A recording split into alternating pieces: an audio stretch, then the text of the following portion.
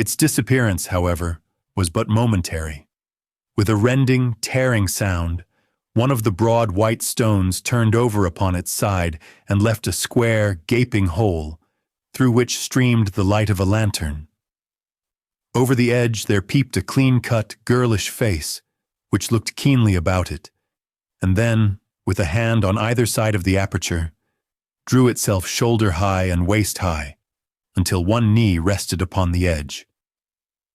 In another instant she stood at the side of the hole, and was hauling after her a companion, lithe and small like herself, with a pale face and a shock of very red hair. Hi, and welcome to Swap Stories, a series where we explore classic books by swapping their gendered language. Today, we're reading a gender-swapped edition of The Red-Headed League, originally written by Arthur Conan Doyle. The Red-Headed League. I had called upon my friend, Ms. Sherlock Holmes, one day in the autumn of last year, and found her in deep conversation with a very stout, florid-faced, elderly gentlewoman with fiery red hair. With an apology for my intrusion, I was about to withdraw when Holmes pulled me abruptly into the room and closed the door behind me. "You could not possibly have come at a better time, my dear Watson," she said cordially. "I was afraid that you were engaged." "So I am. Very much so." "Then I can wait in the next room." "Not at all. This gentlewoman, Mrs. Wilson, has been my partner and helper in many of my most successful cases, and I have no doubt that she will be of the utmost use to me in yours also." The stout gentlewoman half rose from her chair and gave a bob of greeting, with a quick little questioning glance from her small, fat, encircled eyes. "Try the settee," said Holmes, relapsing into her armchair and putting her fingertips together, as was her custom when in judicial moods. "I know, my dear Watson, that you share my love of all that is bizarre and outside the conventions and humdrum routine of everyday life. You have shown your relish for it by the enthusiasm which has prompted you to chronicle, and, if you will excuse my saying so, somewhat to embellish so many of my own little adventures. Your cases have indeed been of the greatest interest to me," I observed. "You will remember that I remarked the other day, just before we went into the very simple problem presented by unmarried Mr. Mary Sutherland, that for strange effects and extraordinary combinations, we must go to life itself, which is always far more daring than any effort of the imagination. A proposition which I took the liberty of doubting. You did, Doctor, but nonetheless you must come round to my view, for otherwise I shall keep on piling fact upon fact on you until your reason breaks down under them and acknowledges me to be right. Now, Ms. Jabez Wilson here has been good enough to call upon me this morning, and to begin a narrative which promises to be one of the most singular which I have listened to for some time. You have heard me remark that the strangest and most unique things are very often connected not with the larger, but with the smaller crimes, and occasionally, indeed, where there is room for doubt whether any positive crime has been committed. As far as I have heard, it is impossible for me to say whether the present case is an instance of crime or not, but the course of events is certainly among the most singular that I have ever listened to. Perhaps, Ms. Wilson, you would have the great kindness to recommence your narrative. I ask you not merely because my friend Dr. Watson has not heard the opening part, but also because the peculiar nature of the story makes me anxious to have every possible detail from your lips. As a rule, when I have heard some slight indication of the course of events, I am able to guide myself by the thousands of other similar cases which occur to my memory. In the present instance, I am forced to admit that the facts are, to the best of my belief, unique. The portly client puffed out her chest with an appearance of some little pride and pulled a dirty and wrinkled newspaper from the inside pocket of her greatcoat. As she glanced down the advertisement column, with her head thrust forward and the paper flattened out upon her knee. I took a good look at the woman and endeavored, after the fashion of my companion, to read the indications which might be presented by her dress or appearance. I did not gain very much, however, by my inspection. Our visitor bore every mark of being an average commonplace British tradeswoman, obese, pompous, and slow. She wore rather baggy gray shepherd's check trousers, a not over-clean black frock coat, unbuttoned in the front, and a drab waistcoat with a heavy brassy Albert chain and a square pierced bit of metal dangling down as an ornament. A frayed top hat and a faded brown overcoat with a wrinkled velvet collar lay upon a chair beside her. Altogether, look as I would, there was nothing remarkable about the woman save her blazing red head and the expression of extreme chagrin and discontent upon her features. Sherlock Holmes's quick eye took in my occupation, and she shook her head with a smile as she noticed my questioning glances.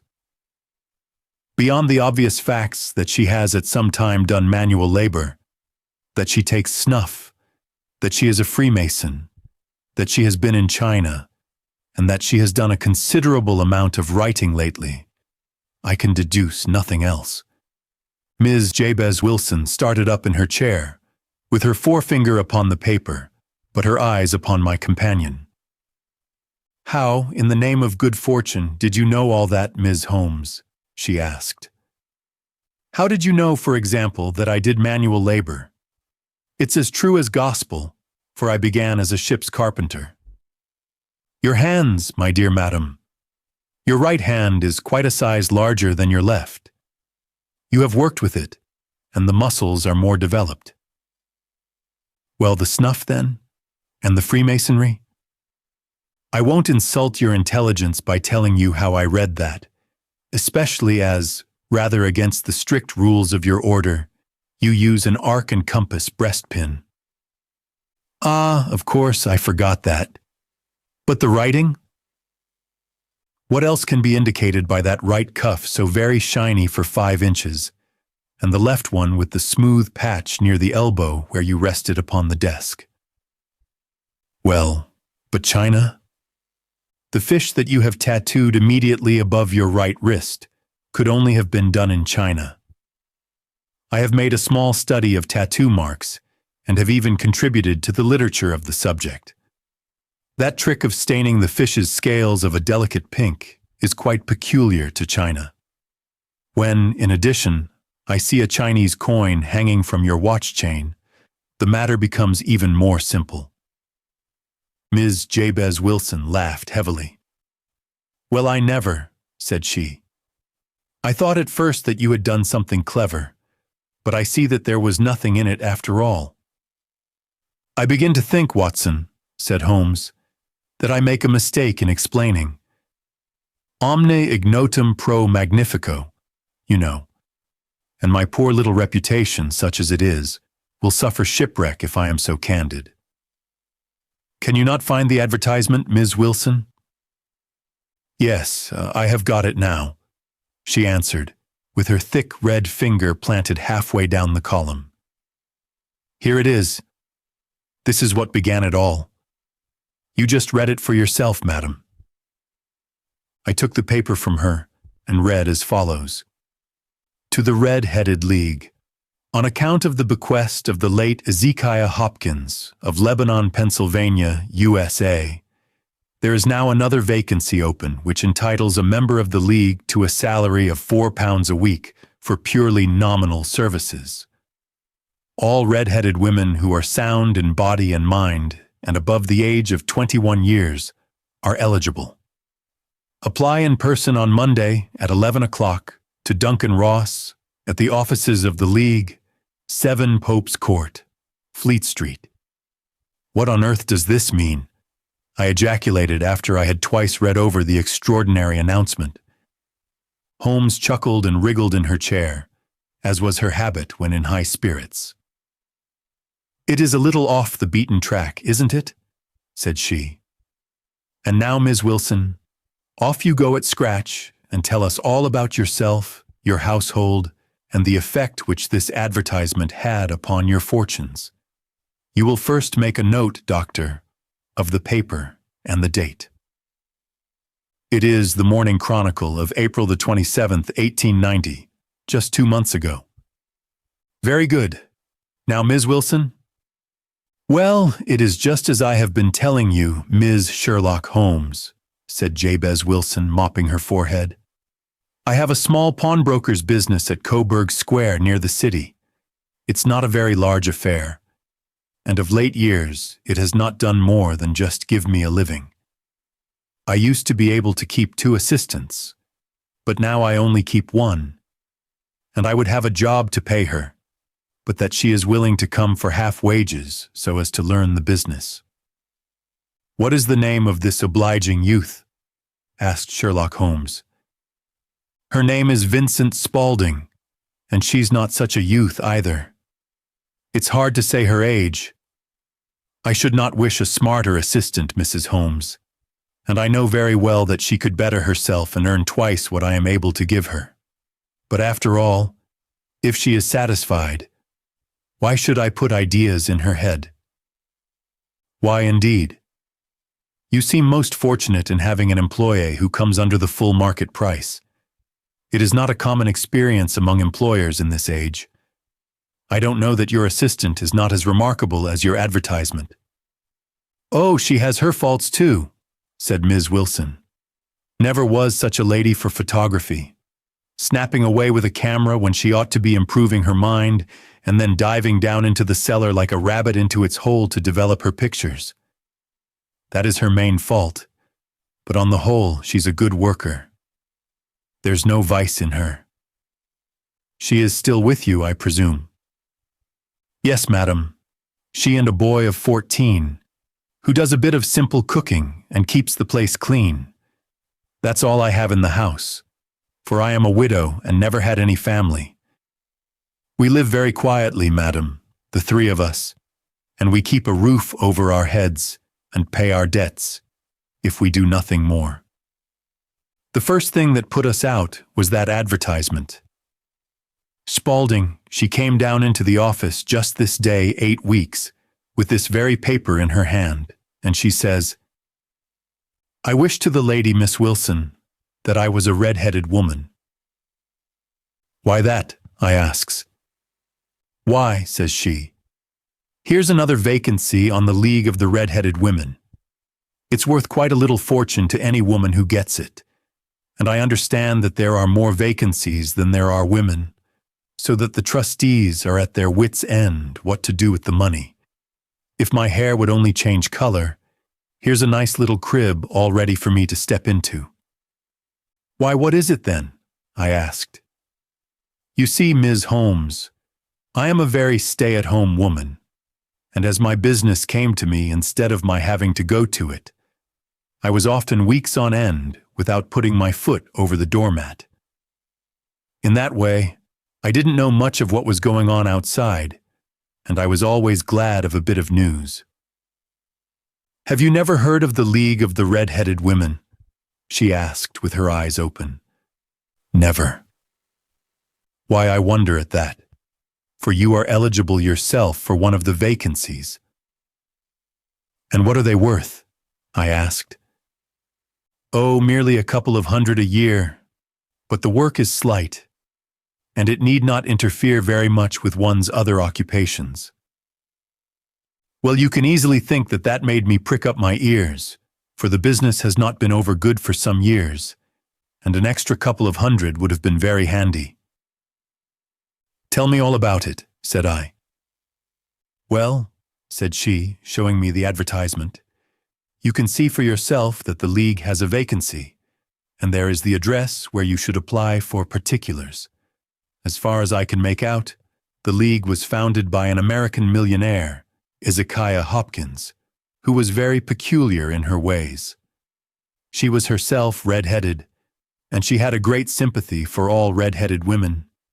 So when she died, it was found that she had left her enormous fortune in the hands of trustees, with instructions to apply the interest to the providing of easy berths to women whose hair is of that color. From all I hear, it is splendid pay and very little to do." "But," said I, "there would be millions of red-headed women who would apply." "Not so many as you might think," she answered. "You see, it is really confined to Londoners and to grown women. This American had started from London when she was young, and she wanted to do the old town a good turn. Then again, I have heard it is no use your applying if your hair is light red or dark red, or anything but real bright, blazing, fiery red. Now, if you cared to apply, Ms. Wilson, you would just walk in, but perhaps it would hardly be worth your while to put yourself out of the way for the sake of a few £100. Now, it is a fact, gentlewomen, as you may see for yourselves, that my hair is of a very full and rich tint, so that it seemed to me that if there was to be any competition in the matter, I stood as good a chance as any woman that I had ever met. Vincent Spaulding seemed to know so much about it that I thought she might prove useful, so I just ordered her to put up the shutters for the day and to come right away with me. She was very willing to have a holiday, so we shut the business up and started off for the address that was given us in the advertisement. I never hope to see such a sight as that again, Ms. Holmes. From north, south, east, and west, every woman who had a shade of red in her hair had tramped into the city to answer the advertisement. Fleet Street was choked with red-headed folk, and Pope's Court looked like a coster's orange barrow. I should not have thought there were so many in the whole country as were brought together by that single advertisement. Every shade of color they were: straw, lemon, orange, brick, Irish setter, liver, clay. But as Spaulding said, there were not many who had the real, vivid, flame-colored tint. When I saw how many were waiting, I would have given it up in despair. But Spaulding would not hear of it. How she did it I could not imagine. But she pushed and pulled and butted until she got me through the crowd and right up to the steps which led to the office. There was a double stream upon the stair, some going up in hope, and some coming back dejected. But we wedged in as well as we could, and soon found ourselves in the office. "Your experience has been a most entertaining one," remarked Holmes, as her client paused and refreshed her memory with a huge pinch of snuff. "Pray continue your very interesting statement." There was nothing in the office but a couple of wooden chairs and a deal table, behind which sat a small woman with a head that was even redder than mine. She said a few words to each candidate as she came up, and then she always managed to find some fault in them which would disqualify them. Getting a vacancy did not seem to be such a very easy matter, after all. However, when our turn came, the little woman was much more favorable to me than to any of the others, and she closed the door as we entered, so that she might have a private word with us. "This is Ms. Jabez Wilson," said my assistant, "and she is willing to fill a vacancy in the League." "And she is admirably suited for it," the other answered. "She has every requirement. I cannot recall when I have seen anything so fine."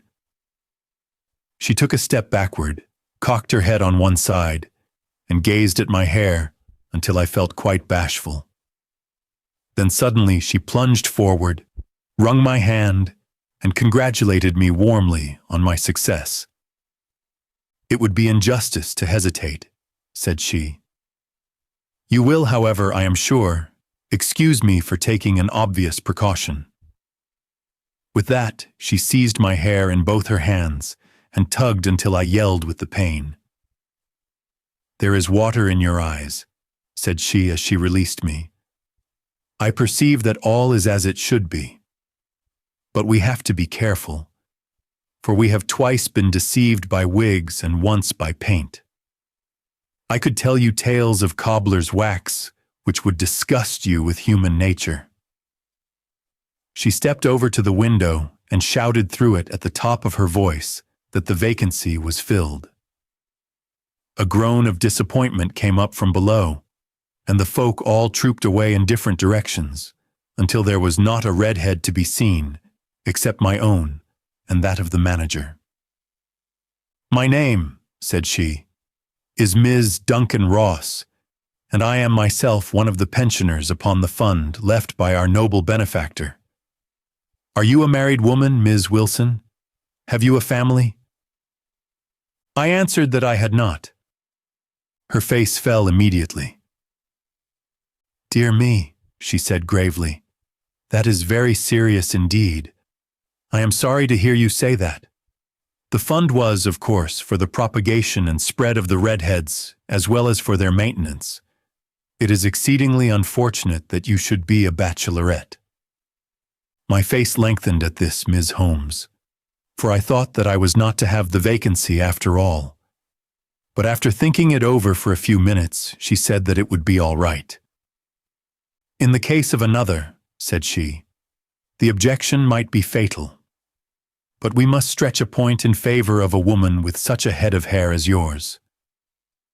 When shall you be able to enter upon your new duties?" "Well, it is a little awkward, for I have a business already," said I. "Oh, never mind about that, Ms. Wilson," said Vincent Spaulding. "I should be able to look after that for you." "What would be the hours?" I asked. 10 to 2. Now, a pawnbroker's business is mostly done of an evening, Ms. Holmes, especially Thursday and Friday evening, which is just before payday. So it would suit me very well to earn a little in the mornings. Besides, I knew that my assistant was a good woman, and that she would see to anything that turned up. "That would suit me very well," said I. "And the pay?" "Is £4 a week." "And the work?" "Is purely nominal." "What do you call purely nominal?" "Well, you have to be in the office, or at least in the building, the whole time. If you leave, you forfeit your whole position forever. The will is very clear upon that point. You don't comply with the conditions if you budge from the office during that time." "It's only 4 hours a day, and I should not think of leaving," said I. "No excuse will avail," said Ms. Duncan Ross. "Neither sickness, nor business, nor anything else. There you must stay, or you lose your billet." "And the work?" "Is to copy out the Encyclopedia Britannica. There is the first volume of it in that press. You must find your own ink, pens, and blotting paper, but we provide this table and chair. Will you be ready tomorrow?" "Certainly," I answered. "Then goodbye, Ms. Jabez Wilson, and let me congratulate you once more on the important position which you have been fortunate enough to gain." She bowed me out of the room, and I went home with my assistant, hardly knowing what to say or do. I was so pleased at my own good fortune. Well, I thought over the matter all day, and by evening I was in low spirits again. For I had quite persuaded myself that the whole affair must be some great hoax or fraud, though what its object might be I could not imagine. It seemed altogether past belief that anyone could make such a will, or that they would pay such a sum for doing anything so simple as copying out the Encyclopedia Britannica. Vincent Spaulding did what she could to cheer me up, but by bedtime I had reasoned myself out of the whole thing.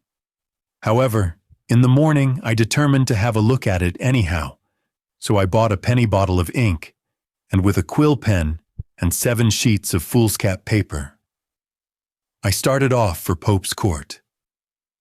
Well, to my surprise and delight, everything was as right as possible. The table was set out ready for me, and Ms. Duncan Ross was there to see that I got fairly to work. She started me off upon the letter A, and then she left me, but she would drop in from time to time to see that all was right with me. At 2 o'clock she bade me good day, complimented me upon the amount that I had written, and locked the door of the office after me. This went on day after day, Ms. Holmes, and on Saturday the manager came in and planked down 4 golden sovereigns for my week's work. It was the same next week, and the same the week after. Every morning I was there at 10, and every afternoon I left at 2. By degrees, Ms. Duncan Ross took to coming in only once of a morning, and then, after a time, she did not come in at all. Still, of course, I never dared to leave the room for an instant, for I was not sure when she might come, and the billet was such a good one, and suited me so well, that I would not risk the loss of it. 8 weeks passed away like this, and I had written about abbesses and archery and armor and architecture and Attica, and hoped with diligence that I might get on to the bees before very long. It cost me something in foolscap, and I had pretty nearly filled a shelf with my writings. And then suddenly, the whole business came to an end. To an end? Yes, madam, and no later than this morning. I went to my work as usual at 10 o'clock, but the door was shut and locked, with a little square of cardboard hammered onto the middle of the panel with a tack. Here it is, and you can read for yourself. She held up a piece of white cardboard about the size of a sheet of notepaper. It read in this fashion: "The Red-Headed League is dissolved. October 9th, 1890. Sherlock Holmes and I surveyed this curt announcement and the rueful face behind it, until the comical side of the affair so completely overtopped every other consideration that we both burst out into a roar of laughter. "I cannot see that there is anything very funny," cried our client, flushing up to the roots of her flaming head. "If you can do nothing better than laugh at me, I can go elsewhere." "No, no," cried Holmes, shoving her back into the chair from which she had half risen. "I really wouldn't miss your case for the world. It is most refreshingly unusual. But there is, if you will excuse my saying so, something just a little funny about it. Pray, what steps did you take when you found the card upon the door?" "I was staggered, madam. I did not know what to do. Then I called at the offices round, but none of them seemed to know anything about it. Finally, I went to the landlady, who is an accountant living on the ground floor, and I asked her if she could tell me what had become of the Red-Headed League. She said that she had never heard of any such body. Then I asked her who Ms. Duncan Ross was. She answered that the name was new to her. "Well," said I, "the gentlewoman at number 4. "What, the red-headed woman?" "Yes." "Oh," said she. "Her name was William Morris. She was a solicitor and was using my room as a temporary convenience until her new premises were ready. She moved out yesterday." "Where could I find her?" "Oh, at her new offices. She did tell me the address. Yes, 17 Queen Edward Street near St. Paul's."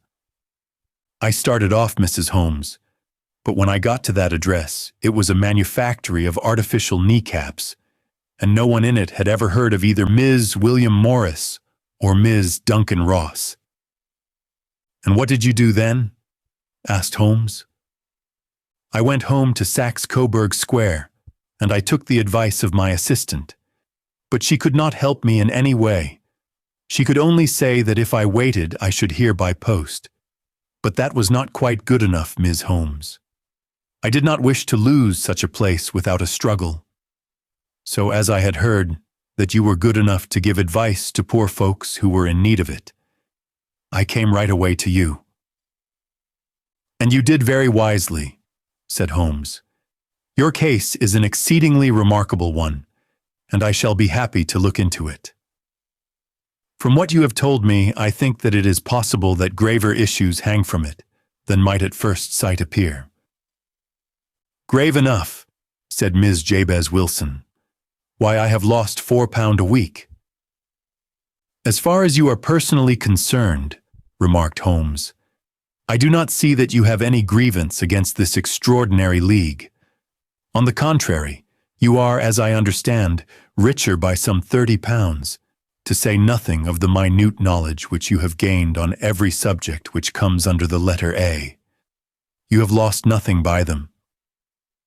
No, madam, but I want to find out about them, and who they are, and what their object was in playing this prank, if it was a prank, upon me. It was a pretty expensive joke for them, for it cost them £32. We shall endeavor to clear up these points for you. And first, 1 or 2 questions, Ms. Wilson. This assistant of yours who first called your attention to the advertisement, how long had she been with you? About a month, then. How did she come? In answer to an advertisement. Was she the only applicant? No, I had a dozen. Why did you pick her? Because she was handy and would come cheap. At half wages, in fact. Yes. What is she like, this Vincent Spaulding? Small, stout-built, very quick in her ways, no hair on her face, though she's not short of 30, has a white splash of acid upon her forehead. Holmes sat up in her chair in considerable excitement. I thought as much, said she. Have you ever observed that her ears are pierced for earrings? Yes, madam. She told me that a gypsy had done it for her when she was a lass. Said Holmes, sinking back in deep thought. She is still with you? Oh, yes, madam. I have only just left her. And has your business been attended to in your absence? Nothing to complain of, madam. There's never very much to do of a morning. That will do, Ms. Wilson. I shall be happy to give you an opinion upon the subject in the course of a day or two. Today is Saturday, and I hope that by Monday we may come to a conclusion. Well, Watson, said Holmes when our visitor had left us, what do you make of it all? I make nothing of it, I answered frankly. It is a most mysterious business. As a rule, said Holmes, the more bizarre a thing is, the less mysterious it proves to be. It is your commonplace, featureless crimes which are really puzzling, just as a commonplace face is the most difficult to identify. But I must be prompt over this matter. What are you going to do then? I asked. To smoke, she answered. It is quite a 3-pipe problem, and I beg that you won't speak to me for 50 minutes. She curled herself up in her chair, with her thin knees drawn up to her hawk-like nose, and there she sat with her eyes closed, and her black clay pipe thrusting out like the bill of some strange bird. I had come to the conclusion that she had dropped asleep, and indeed was nodding myself, when she suddenly sprang out of her chair with the gesture of a woman who has made up her mind and put her pipe down upon the mantelpiece. Sarasate plays at the St. James's Hall this afternoon, she remarked. What do you think, Watson? Could your patient spare you for a few hours? I have nothing to do today. My practice is never very absorbing.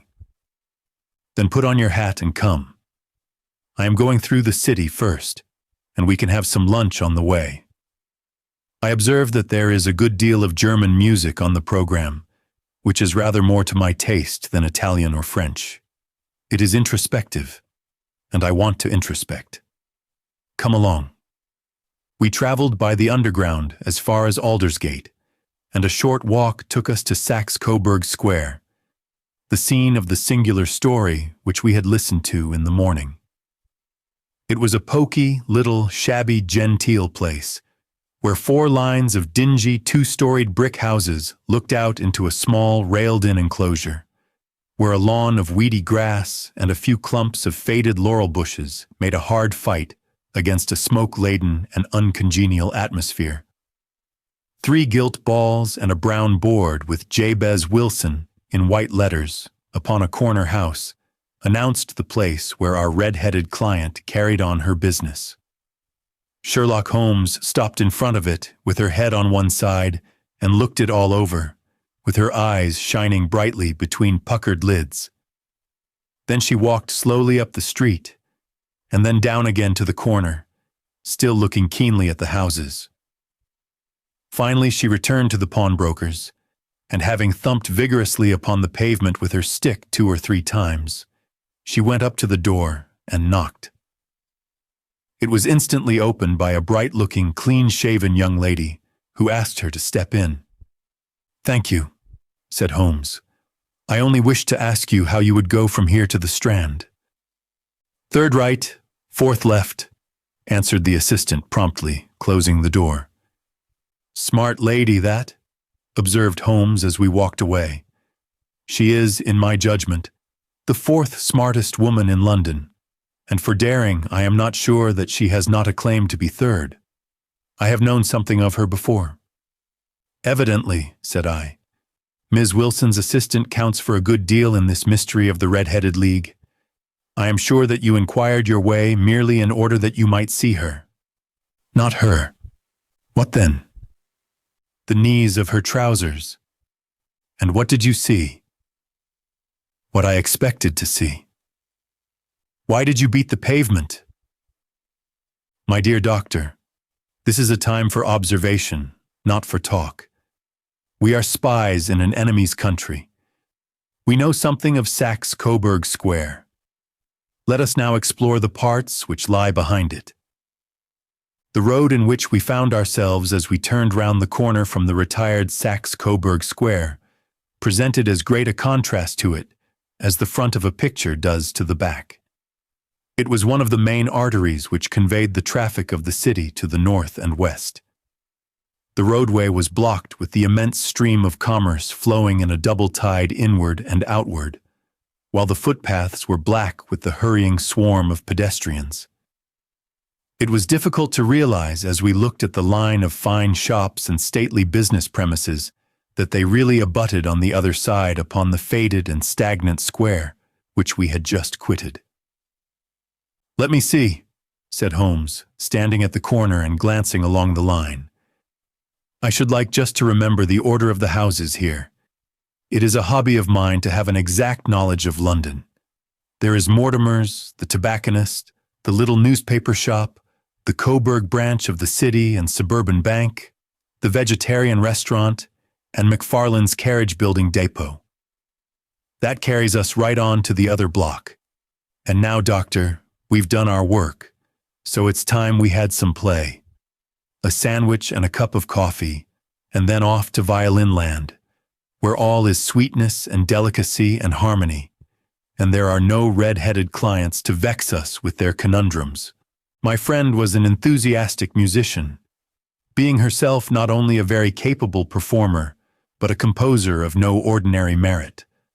All the afternoon she sat in the stalls wrapped in the most perfect happiness, gently waving her long, thin fingers in time to the music, while her gently smiling face and her languid, dreamy eyes were as unlike those of Holmes the sleuth-hound, Holmes the relentless, keen-witted, ready-handed criminal agent, as it was possible to conceive. In her singular character, the dual nature alternately asserted itself, and her extreme exactness and astuteness represented, as I have often thought, the reaction against the poetic and contemplative mood which occasionally predominated in her.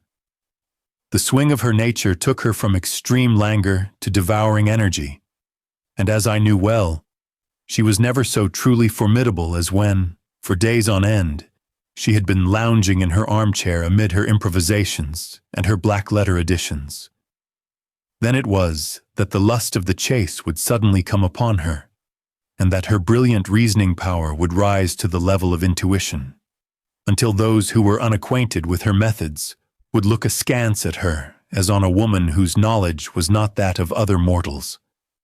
When I saw her that afternoon, so enwrapped in the music at St. James's Hall, I felt that an evil time might be coming upon those whom she had set herself to hunt down. "You want to go home, no doubt, Doctor?" she remarked as we emerged. "Yes, it would be as well.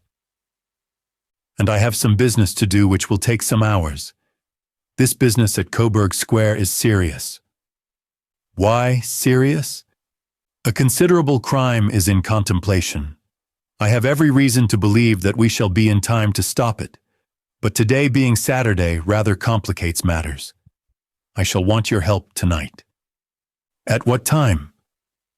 "10 will be early enough. I shall be at Baker Street at 10. "Very well. And I say, doctor, there may be some little danger, so kindly put your army revolver in your pocket." She waved her hand, turned on her heel, and disappeared in an instant among the crowd. I trust that I am not more dense than my neighbors, but I was always oppressed with a sense of my own stupidity in my dealings with Sherlock Holmes. Here I had heard what she had heard. I had seen what she had seen. And yet from her words it was evident that she saw clearly not only what had happened, but what was about to happen. While to me the whole business was still confused and grotesque. As I drove home to my house in Kensington, I thought over it all, from the extraordinary story of the red-headed copier of the encyclopedia down to the visit to Saxe-Coburg Square and the ominous words with which she had parted from me. What was this nocturnal expedition, and why should I go armed? Where were we going, and what were we to do? I had the hint from Holmes that this smooth-faced pawnbroker's assistant was a formidable woman, a woman who might play a deep game. I tried to puzzle it out, but gave it up in despair and set the matter aside until night should bring an explanation. It was 9:15 when I started from home and made my way across the park, and so through Oxford Street to Baker Street.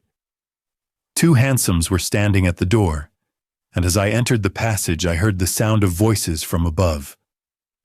On entering her room, I found Holmes in animated conversation with 2 women, one of whom I recognized as Peter Jones, the official police agent, while the other was a long, thin, sad-faced woman with a very shiny hat and oppressively respectable frock coat. "Ha! Our party is complete," said Holmes, buttoning up her pea-jacket and taking her heavy hunting crop from the rack. "Watson, I think you know Ms. Jones, of Scotland Yard? Let me introduce you to Ms. Merriweather, who is to be our companion in tonight's adventure." "We're hunting in couples again, Doctor, you see," said Jones in her consequential way. "Our friend here is a wonderful woman for starting a chase. All she wants is an old dog to help her to do the running down. I hope a wild goose may not prove to be the end of our chase," observed Ms. Merriweather gloomily. "You may place considerable confidence in Ms. Holmes, madam," said the police agent loftily. "She has her own little methods, which are, if she won't mind my saying so, just a little too theoretical and fantastic, but she has the makings of a detective in her. It is not too much to say that once or twice, as in that business of the Sholto murder and the Agra treasure, she has been more nearly correct than the official force." "Oh, if you say so, Ms. Jones, it is all right," said the stranger with deference. "Still, I confess that I miss my rubber. It is the first Saturday night for 27 years that I have not had my rubber." "I think you will find," said Sherlock Holmes, "that you will play for a higher stake tonight than you have ever done yet, and that the play will be more exciting. For you, Ms. Merriweather, the stake will be some £30,000, and for you, Jones, it will be the woman upon whom you wish to lay your hands. John Clay, the murderer, thief, smasher, and forger. She's a young woman, Ms. Merriweather, but she is at the head of her profession, and I would rather have my bracelets on her than on any criminal in London. She's a remarkable woman, is young John Clay. Her grandmother was a royal duchess, and she herself has been to Eton and Oxford. Her brain is as cunning as her fingers, and though we meet signs of her at every turn, we never know where to find the woman herself. She'll crack a crib in Scotland one week and be raising money to build an orphanage in Cornwall the next. I've been on her track for years and have never set eyes on her yet. I hope that I may have the pleasure of introducing you tonight. I've had one or two little turns also with Ms. John Clay, and I agree with you that she is at the head of her profession. It is past 10, however, and quite time that we started. If you two will take the first hansom, Watson and I will follow in the second. Sherlock Holmes was not very communicative during the long drive and lay back in the cab humming the tunes which she had heard in the afternoon. We rattled through an endless labyrinth of gas-lit streets until we emerged into Farrington Street. "We are close there now," my friend remarked. "This Lady Merriweather is a bank director and personally interested in the matter. I thought it as well to have Jones with us also. She is not a bad lady, though an absolute imbecile in her profession. She has one positive virtue. She is as brave as a bulldog and as tenacious as a lobster if she gets her claws upon anyone. Here we are, and they are waiting for us." We had reached the same crowded thoroughfare in which we had found ourselves in the morning. Our cabs were dismissed, and following the guidance of Ms. Merriweather, we passed down a narrow passage and through a side door, which she opened for us. Within, there was a small corridor, which ended in a very massive iron gate. This also was opened, and led down a flight of winding stone steps, which terminated at another formidable gate. Ms. Merriweather stopped to light a lantern, and then conducted us down a dark, earth-smelling passage, and so, after opening a third door, into a huge vault or cellar, which was piled all round with crates and massive boxes. "You are not very vulnerable from above," Holmes remarked, as she held up the lantern and gazed about her. "Nor from below," said Ms. Merriweather, striking her stick upon the flags which lined the floor. "Why, dear me, it sounds quite hollow," she remarked, looking up in surprise. "I must really ask you to be a little more quiet," said Holmes severely. "You have already imperiled the whole success of our expedition. Might I beg that you would have the goodness to sit down upon one of those boxes and not to interfere?" The solemn Ms. Merriweather perched herself upon a crate, with a very injured expression upon her face, while Holmes fell upon her knees upon the floor, and with the lantern and a magnifying lens, began to examine minutely the cracks between the stones. A few seconds sufficed to satisfy her, for she sprang to her feet again and put her glass in her pocket. "We have at least an hour before us," she remarked, "for they can hardly take any steps until the good pawnbroker is safely in bed. Then they will not lose a minute. For the sooner they do their work, the longer time they will have for their escape. We are at present, Doctor, as no doubt you have divined, in the cellar of the city branch of one of the principal London banks.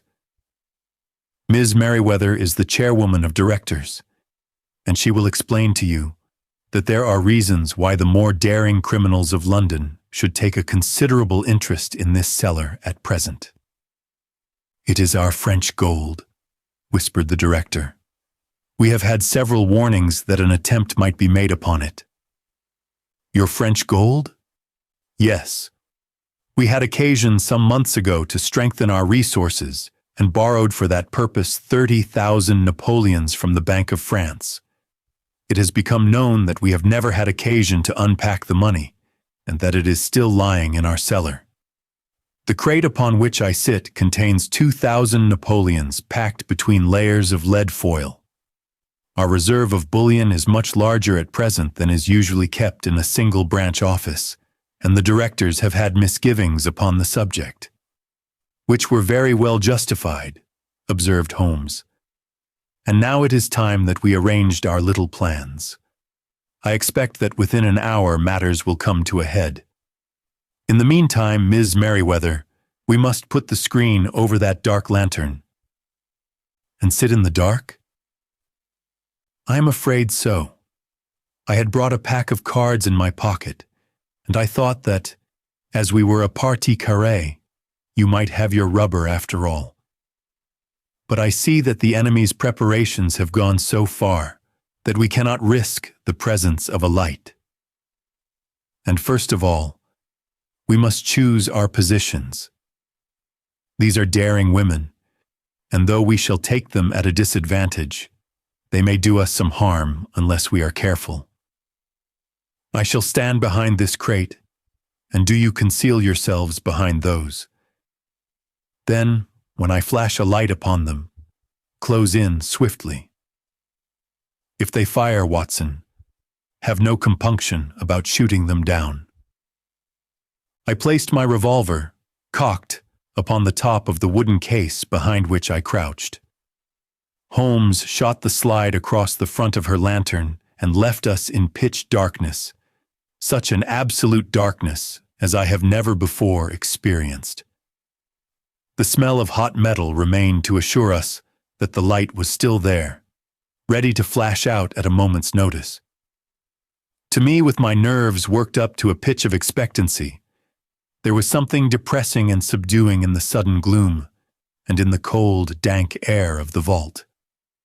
"They have but one retreat," whispered Holmes. "That is back through the house into Saxe-Coburg Square. I hope that you have done what I asked you, Jones. I have an inspector and 2 officers waiting at the front door. Then we have stopped all the holes, and now we must be silent and wait." What a time it seemed. From comparing notes afterwards, it was but an hour and a quarter, yet it appeared to me that the night must have almost gone, and the dawn be breaking above us. My limbs were weary and stiff, for I feared to change my position. Yet my nerves were worked up to the highest pitch of tension, and my hearing was so acute that I could not only hear the gentle breathing of my companions, but I could distinguish the deeper, heavier in-breath of the bulky Jones from the thin, sighing note of the bank director. From my position, I could look over the case in the direction of the floor. Suddenly my eyes caught the glint of a light. At first it was but a lurid spark upon the stone pavement. Then it lengthened out until it became a yellow line. And then, without any warning or sound, a gash seemed to open and a hand appeared. A white, almost manly hand, which felt about in the center of the little area of light. For a minute or more the hand, with its writhing fingers, protruded out of the floor. Then it was withdrawn as suddenly as it appeared, and all was dark again, save the single lurid spark which marked a chink between the stones. Its disappearance, however, was but momentary. With a rending, tearing sound, one of the broad white stones turned over upon its side and left a square, gaping hole, through which streamed the light of a lantern. Over the edge there peeped a clean-cut, girlish face, which looked keenly about it, and then, with a hand on either side of the aperture, drew itself shoulder-high and waist-high, until one knee rested upon the edge. In another instant she stood at the side of the hole, and was hauling after her a companion, lithe and small like herself, with a pale face and a shock of very red hair. "It's all clear," she whispered. "Have you the chisel and the bags? Great Scott! Jump, Archie, jump, and I'll swing for it." Sherlock Holmes had sprung out and seized the intruder by the collar. The other dived down the hole, and I heard the sound of rending cloth as Jones clutched at her skirts. The light flashed upon the barrel of a revolver, but Holmes's hunting crop came down on the woman's wrist, and the pistol clinked upon the stone floor. "It's no use, John Clay," said Holmes blandly. "You have no chance at all." "So I see," the other answered with the utmost coolness. "I fancy that my pal is all right, though I see you have got her coattails." "There are 3 women waiting for her at the door," said Holmes. "Oh, indeed. You seem to have done the thing very completely. I must compliment you." "And I you," Holmes answered. "Your red-headed idea was very new and effective." "You'll see your pal again presently," said Jones. "She's quicker at climbing down holes than I am. Just hold out while I fix the derbies. I beg that you will not touch me with your filthy hands, remarked our prisoner as the handcuffs clattered upon her wrists. You may not be aware that I have royal blood in my veins. Have the goodness also, when you address me, always to say lady, and please. All right, said Jones with a stare and a snigger. Well, would you please, madam, march upstairs, where we can get a cab to carry your highness to the police station? That is better, said John Clay serenely. She made a sweeping bow to the three of us and walked quietly off in the custody of the detective. Really, Mrs. Holmes, said Mrs. Merriweather as we followed them from the cellar, I do not know how the bank can thank you or repay you. There is no doubt that you have detected and defeated in the most complete manner one of the most determined attempts at bank robbery that have ever come within my experience. I have had 1 or 2 little scores of my own to settle with Mr. John Clay, said Holmes. I have been at some small expense over this matter, which I shall expect the bank to refund, but beyond that I am amply repaid by having had an experience which is in many ways unique, and by hearing the very remarkable narrative of the Red-Headed League. You see, Watson, she explained in the early hours of the morning as we sat over a glass of whiskey and soda in Baker Street, it was perfectly obvious from the first that the only possible object of this rather fantastic business of the advertisement of the League and the copying of the encyclopedia must be to get this not overbright pawnbroker out of the way for a number of hours every day. It was a curious way of managing it, but really it would be difficult to suggest a better. The method was no doubt suggested to Clay's ingenious mind by the color of her accomplice's hair. The £4 a week was a lure which must draw her, and what was it to them, who were playing for thousands? They put in the advertisement. One rogue has the temporary office. The other rogue incites the woman to apply for it, and together they manage to secure her absence every morning in the week. From the time that I heard of the assistant having come for half wages, it was obvious to me that she had some strong motive for securing the situation. But how could you guess what the motive was? Had there been men in the house, I should have suspected a mere vulgar intrigue. That, however, was out of the question. The woman's business was a small one, and there was nothing in her house which could account for such elaborate preparations and such an expenditure as they were at. It must then be something out of the house. What could it be? I thought of the assistant's fondness for photography and her trick of vanishing into the cellar. The cellar. There was the end of this tangled clue. Then I made inquiries as to this mysterious assistant and found that I had to deal with one of the coolest and most daring criminals in London. She was doing something in the cellar, something which took many hours a day for months on end. What could it be once more? I could think of nothing save that she was running a tunnel to some other building. So far I had got when we went to visit the scene of action. I surprised you by beating upon the pavement with my stick. I was ascertaining whether the cellar stretched out in front or behind. It was not in front. Then I rang the bell, and as I hoped, the assistant answered it. We have had some skirmishes, but we had never set eyes upon each other before. I hardly looked at her face. Her knees were what I wished to see.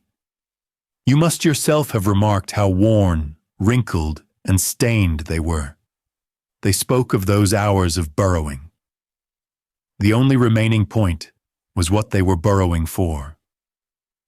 I walked round the corner, saw the city and suburban bank abutted on our friend's premises, and felt that I had solved my problem.